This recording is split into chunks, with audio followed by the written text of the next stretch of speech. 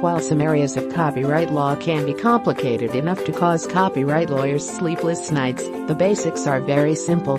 Armed with some simple principles, you can save yourself from running afoul of copyright law. Copyright infringement is the use of works protected by copyright law without permission, infringing certain exclusive rights granted to the copyright holder, such as the right to reproduce, distribute, display or perform the protected work, or to make derivative works. Copyright holders routinely invoke legal and technological measures to prevent and penalize copyright infringement.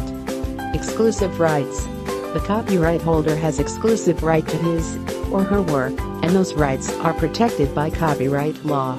Copyright is automatic. As soon as something is captured in a fixed format, such as being written down or recorded, it's a good idea to use the copyright symbol, as it reminds people that the work is protected by law. Copyright holders have the exclusive right to distribute, perform and display their work, and the right to create a derivative work, like when a book is made into a movie. This is why you may need permission if you want to email published research to your project team or customer, post an article on an internet site, reprint an article in a company newsletter, post a news story about a company on your website, or make photocopy of articles for a meeting. So to avoid copyright violation, you must understand the law. Know what copyrights protect. Copyright law protects a lot of things: books, magazine or online articles, songs, screenplays, choreography, photos, artworks, podcasts, and softwares. They are all protected by copyright. Know what isn't protected. But not everything. Ideas, facts, and data are not protected by copyright law. Logos and taglines aren't either, although they might be protected by trademark law. Don't confuse copyrights, trademarks, and other forms of intellectual property. The term intellectual property itself has led to these very different things being confused with each other. Trademarks, for example, forbid using certain words, marks, symbols, and so on within certain contexts to protect consumers from misrepresentation.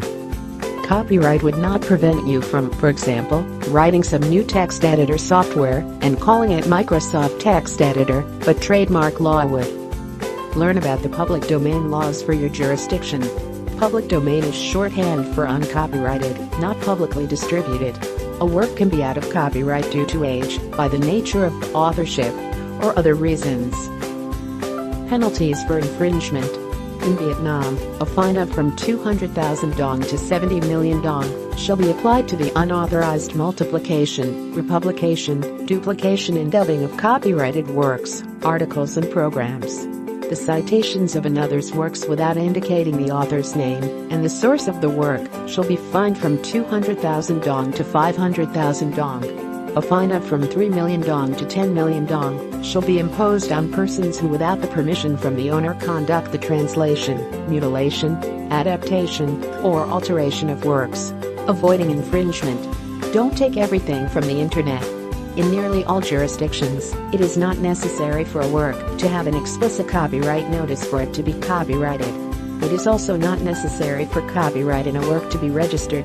This simply makes it easier to be compensated in court. Understand fair use.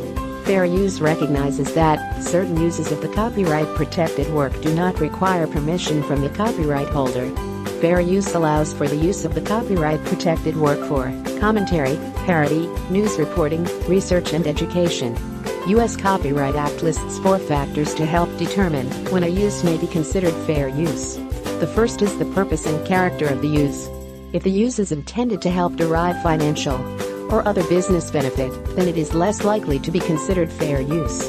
That usually ends the analysis for most business uses. Next is the nature of the copyrighted work. The use of a purely factual work is more likely to be considered fair use than the use of a creative work. Third, an evaluation of the amount and substantiality considers how much of the work was used. Even a small portion may be too much to qualify as fair use of what is used. Is the part of the work. And finally, fair use considers the effect of the use on the market or the potential market. If your use is likely to result in economic loss to the copyright holder, then it is less likely to be considered fair use. Be creative. If ever you wonder whether a certain action would infringe on the copyright of someone else, the question to ask is this a creative work on my account, or am I simply drawing from the creativity of someone else? Examples: scanning something yourself does not, by itself, give you a new copyright over anything. Taking a screenshot of a video or a computer program does not generate a new copyright. To recap, to avoid copyright violation, you should know the facts, remember your responsibilities, and when in doubt, get permission.